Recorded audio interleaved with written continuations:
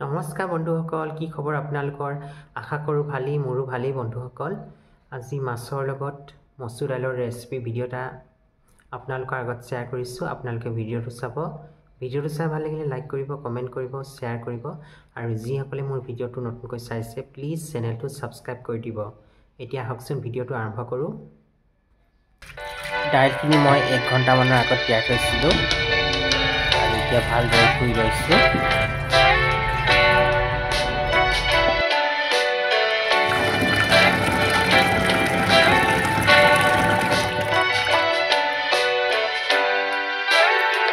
দাইলখিনি খোৱা হৈ গ'ল।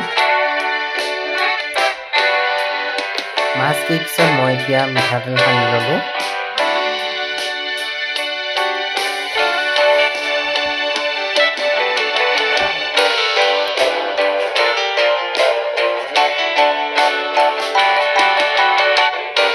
লগতে নিমখ হালধি সানি ল'লোঁ।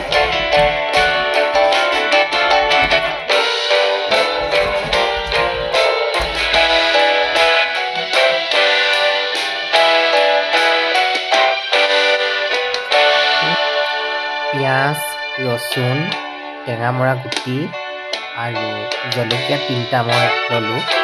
কেৰাহী গৰম হোৱাৰ লগে লগে মই তেল ঢালিলোঁ। এতিয়া মাছ কেইপিচ তেলত ফ্ৰাই কৰি ল'লোঁ।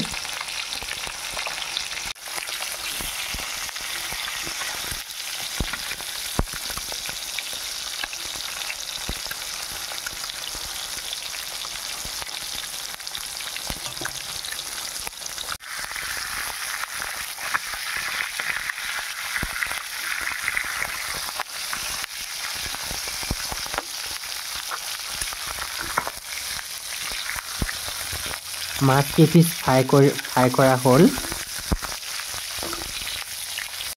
মাছ ভাজোঁতে যিখিনি তেল ৰৈ গৈছিল সেই ৰৈ যোৱা তেলখিনিতে মই পিঁয়াজ দিলোঁ।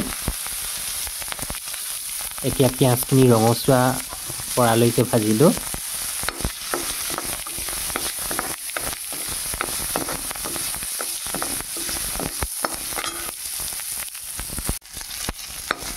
লগতে তেজপাত এখিলা দিলোঁ আৰু কণ জলকীয়া এটা দিলোঁ। আপোনালোকে জ্বলা বেছি খালে জলকীয়া বেছিকৈ দিব পাৰে।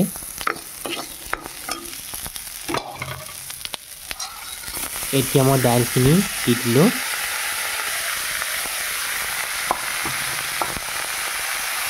অকণমান সময় লৰাই ভাজিলোঁ।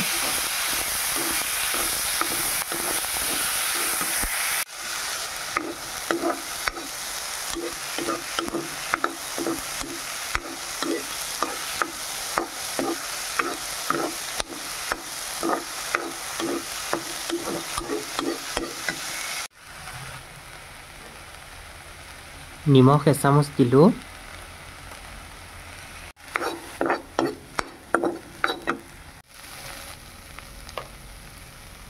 হালধি 1 চামুচ দিলোঁ। হালধিখিনি মিক্স কৰি ল'লোঁ।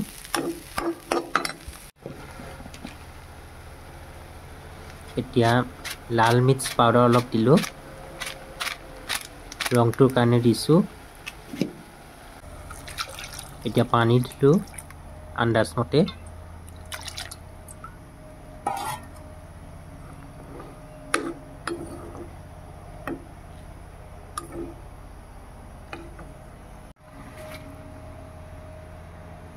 এতিয়া মাছ কেইপিচ মই দি দিলোঁ।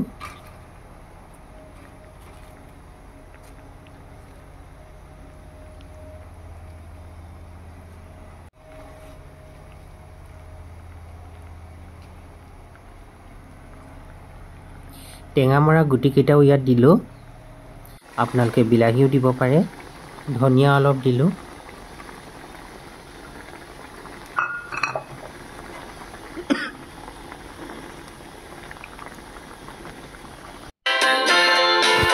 আজি মচুৰ দাইলৰ লগত ৰৌ মাছ আৰু টেঙামৰা গুটি আঞ্জাখন হৈ গ'ল।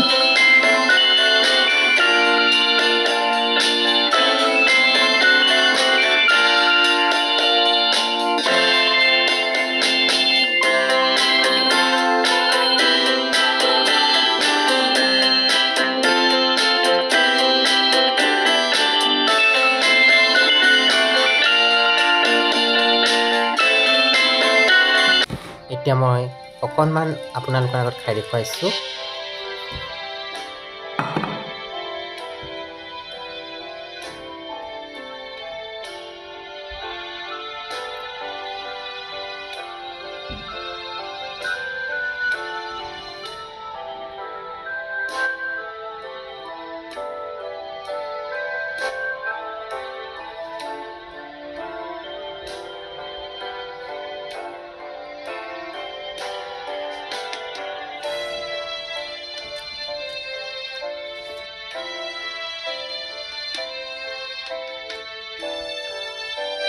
মজা। আজি ভিডিঅ'টো ইমানতে সামৰিছোঁ।